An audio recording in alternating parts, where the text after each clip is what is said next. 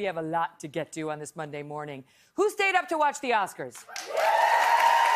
I did not see 1 minute of the Oscars, but we are going to talk about them in a moment with folks who did. But first, late yesterday, the reason I didn't see any of the Oscars was I happened to be in Russia.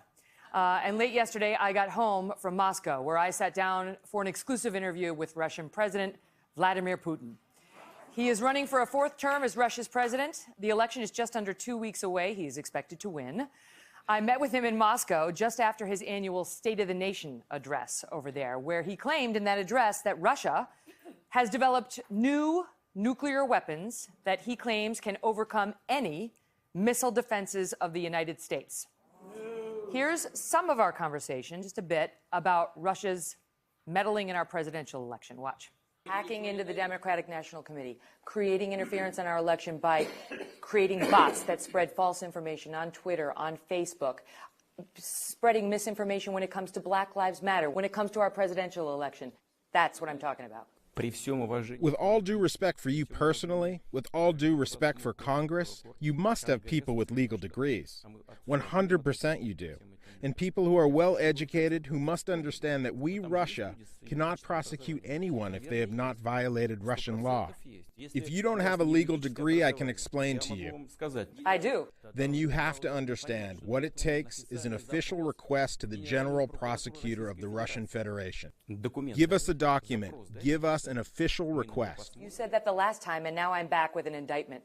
This has to go through official channels, not through the press or yelling and hollering in the United States Congress.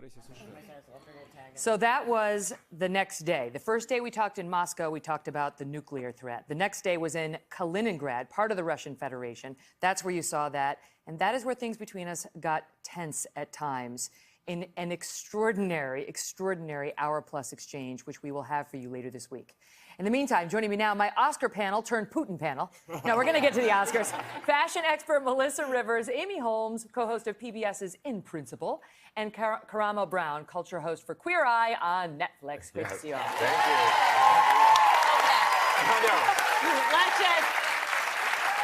you. What is it with you and irritating strong men? I kind of love that. Like, there's something fabulous about you that just makes them uneasy and, like, weirdly lash out. Yes. It's kind of great. Thank you. No, it is. It's kind of great. You know, it was, I have to tell you, I don't know if I irritated him. It's, you know, he was in the KGB. I mean that in the best sense. He was in the KGB, so it's tough to tell. I mean, irritating in the best sense of, like, there was definitely getting to them. Like a, I don't know, like a silverback gorilla thing going on between the two of us. You know what I mean? I think like he's done topless pictures with silverback gorilla. Yes. I think that went viral. That's right. You can get those on a T-shirt in Moscow. Was there any moments that surprised you that you weren't expecting?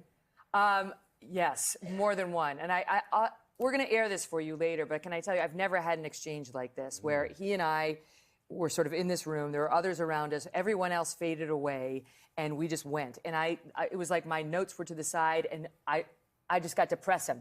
I started interrupting, which got tense at times, but he allowed me to. I was respectful of him, but I pressed him, and he allowed me to press him as well, and answered. Listen, the audience will decide whether he answered truthfully or not. Was he on point, or was he deflecting? I think it is more than he's ever said about our election, their alleged interference, and what's going to happen now in the wake of the Mueller indictment. So stay tuned. So here's one question. Okay, then I have another question. And one more, then we got to talk about Oscars. Just how short is he? Okay. Honestly, like he's not a particularly tall guy, but I will say this: He has a presence. He fills a room. He has a presence. And he doesn't walk into the room like someone who has a complex about anything. No. He walks into the room like, I am Vladimir Putin. Yeah. Yeah. And after your exchange, did you sort of gently look under your car before you got I That, I mean, not that I'm paranoid, but that's what I would do. Should we all be nervous here? Is the question?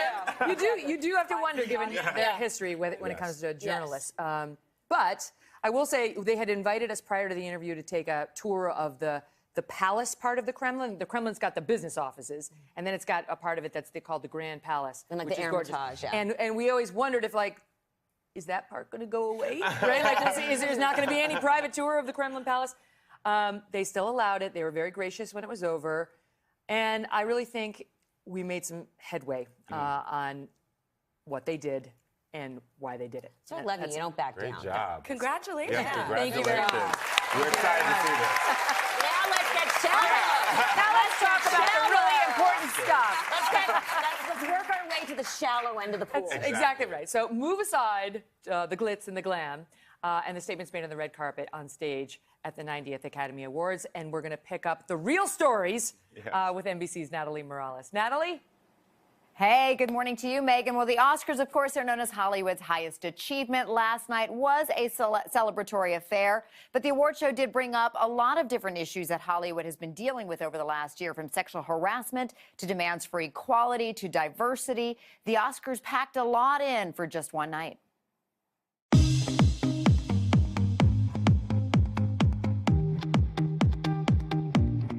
Tell me about the year of Wonder Woman. What does it feel like to be here? That has been such an amazing year for women, don't you think? And the timing was amazing. It was a celebration of women on this year's red carpet.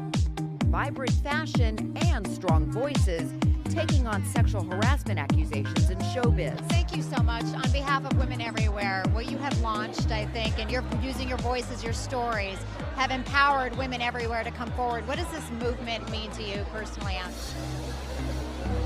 It means my integrity. It means that I'm really proud of my backbone and the way that I've been standing up. And the Oscar goes to all 5 women nominated for Best Actress skipped red carpet interviews with Ryan Seacrest, who was facing his own accusation of sexual misconduct. Seacrest vehemently denies the allegations, and E!, which is part of NBC Universal, said they investigated the claim and found insufficient evidence of any wrongdoing. Here's how clueless Hollywood is about women. We made a movie called What Women Want, and it starred Mel Gibson. Kind of all you need to know. Comedian Jimmy Kimmel calling for change in Hollywood. But what happened with Harvey and what's happening all over was long overdue. We can't let bad behavior slide anymore. And no award show would be complete without controversy. This year, the spotlight fell on former NBA star Kobe Bryant, who earned an Oscar for his animated short film Dear Basketball.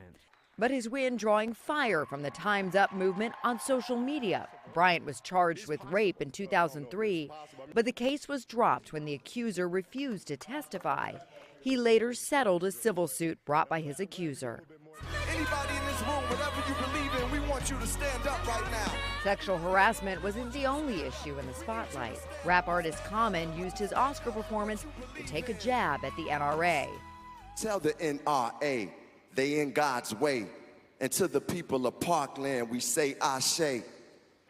Frances McDormand, 3 billboards outside Ebbing, Missouri. The moment of the night, Best Actress winner Frances McDormand, pushing for equality. If I may be so honored to have all the female nominees in every category stand with me in this room tonight. Okay, look around, everybody. Look around, ladies and gentlemen, because we all have stories to tell and projects we need financed. Don't talk to us about it at the parties tonight. Invite us into your office, and we'll tell you all about them. The moment of the night, clearly they're belonging to Frances McDormand, who won her Oscar for 3 billboards. And with that powerful moment there, asking all of the women who have been nominated to stand up in the room, it was definitely the moment that everybody's talking about today. Hello, Today fans. Thanks for checking out our YouTube channel. Subscribe by clicking that button down there and click on any of the videos over here to watch the latest interviews, show highlights, and digital exclusives.